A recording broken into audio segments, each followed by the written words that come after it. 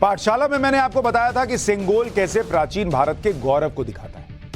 जब एक राजा से दूसरे राजा को सत्ता सौंपने के लिए सेंगोल का इस्तेमाल किया जाता था। अब उस सेंगोल की खासियत बताता हूं जिसे आजादी के वक्त नेहरू को भेंट किया गया और अब नए संसद भवन में जिसे स्थापित किया जाता है। इस सेंगोल को चेन्नई के एक हीरा कारोबारी ने बनाया था। 1947 में इस सेंगोल को बनाने पर करीब 15,000 रुपए की लागत आई थी उस जमाने में, और इसे तैयार करने में करीब 1 महीने का वक्त लगा था। इसकी लंबाई करीब 5 फीट है, जबकि इसका वजन 800 ग्राम। चांदी से बने इस सेंगोल पर सोने की परत चढ़ी है। सेंगोल के ऊपर भगवान शिव की सवारी नंदी की आकृति है, जिन्हें सत्य और न्याय का प्रतीक माना जाता है। यह वो सेंगोल है जो संसद भवन पहुंचेगा। 28 मई को जब नई संसद का उद्घाटन होगा, उस दिन सेंगोल को पूरे विधि विधान के साथ स्पीकर की चेयर के पास स्थापित किया जाएगा। सोर्सेस के मुताबिक 28 मई को सुबह 7:30 बजे से 8:30 बजे तक हवन होगा, पूजा होगी। इस दौरान पीएम मोदी और लोकसभा के स्पीकर, राज्यसभा के डिप्टी चेयरमैन और कई मंत्री मौजूद रहेंगे। हो सकता है कुछ लोगों को इससे भी दिक्कत हो जाए कि सेक्युलर देश है, हवन क्यों हो रहा है, पूजा क्यों हो रही है, सभी धर्मों के हिसाब से होना चाहिए, यह भी हो सकता है बोलेंगे। 8:30 बजे से 9 बजे के बीच लोकसभा के अंदर सेंगोल को पूरे विधि विधान के साथ स्थापित किया जाएगा। इसके लिए तमिलनाडु के मठ से 20 स्वामी दिल्ली पहुंचेंगे। कार्यक्रम के अंत में पीएम मोदी का संबोधन होगा और दोपहर 2:30 बजे कार्यक्रम खत्म हो जाएगा। यानी कुल मिलाकर 15 अगस्त 1947 को अंग्रेजों से आजादी मिलते वक्त जैसा सेंगोल समारोह हुआ था, उसी तरह का समारोह 28 मई को नई संसद भवन में दोहराया जाएगा। इस मौके पर तमिलनाडु के अधिनम मठ से आए संत सेंगोल को गंगा जल से शुद्ध करेंगे। इसके बाद एक प्रतीक के तौर पर सेंगोल को पीएम मोदी को सौंप दिया जाएगा।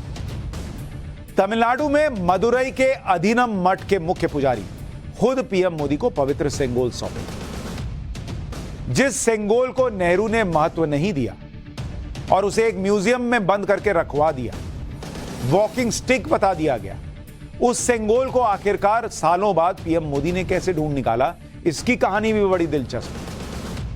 2 साल पहले यानी साल 2021 में प्रधानमंत्री कार्यालय में एक चिट्ठी आई।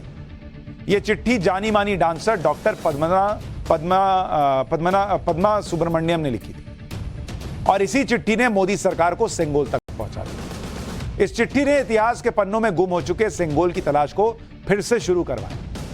पद्मा सुब्रमण्यम ने चिट्ठी में तमिल मैगजीन तुगलक में छपे एक आर्टिकल का जिक्र किया था। आर्टिकल में उस समारोह के बारे में बताया गया था जब 1947 में भारत के पहले पीएम जवाहरलाल नेहरू को सेंगोल सौंपा गया। मैगजीन में यह लेख मई 2021 को छपा था और पद्मा सुब्रमण्यम ने उसी साल 15 अगस्त के मौके पर सरकार से इससे जुड़ी जानकारी सार्वजनिक करने की अपील की। जैसे ही पीएम को यह चिट्ठी मिली, उन्होंने सेंगोल पर और जानकारी जुटाने के आदेश दिए। पीएमओ को यानी प्रधानमंत्री कार्यालय को मिले लेटर से सेंगोल के बारे में जो सुराग मिला, उसके बाद संस्कृति मंत्रालय ने सेंगोल का इतिहास खंगालना शुरू किया। सेंगोल की तलाश में Indira Gandhi national centre for arts के एक्सपर्ट्स ने मदद की।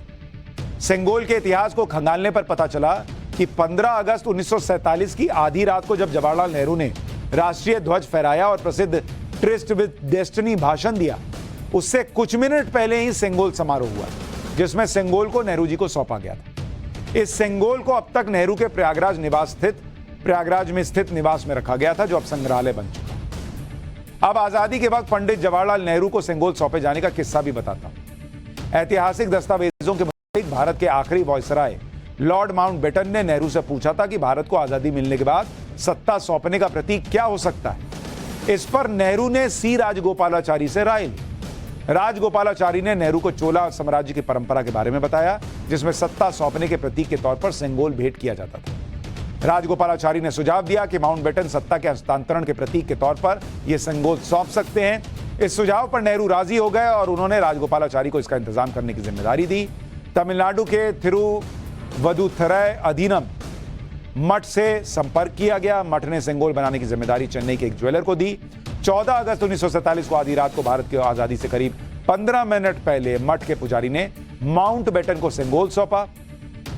इसके बाद माउंटबेटन से सेंगोल वापस लिया गया और उस पर पवित्र जल छिड़का गया और फिर वैदिक मंत्रोच्चार के साथ भारत की आजादी के वक्त नेहरू को सेंगोल भेंट कर दिया गया।